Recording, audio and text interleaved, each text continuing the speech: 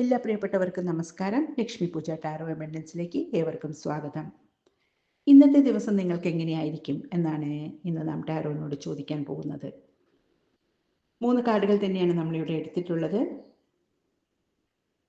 റീഡിങ്ങിലേക്ക് കിടക്കാം. ഇന്ന് നിങ്ങൾ ഏറ്റെടുക്കുന്ന ജോലി എന്ത് തന്നെയായാലും അത് ക്ഷമയോടെ ചെയ്യുക എന്നുള്ളതാണ് ഇവിടെ കിട്ടിയിട്ടുള്ള മെസ്സേജ്. നിങ്ങളെ സഹായിക്കാൻ ആരും ഉണ്ടായി എന്ന് വരില്ല. എന്നാൽ നിങ്ങളെ വിമർശിക്കാൻ ഒരുപാട് പേരുണ്ടാകും. ഈ സാഹചര്യത്തിൽ നിങ്ങൾ നിങ്ങളുടെ ക്ഷമ കൈവിടാതെ കാര്യങ്ങളൊക്കെ വൃത്തിയായി ചെയ്യുക എന്നുള്ളതാണ്.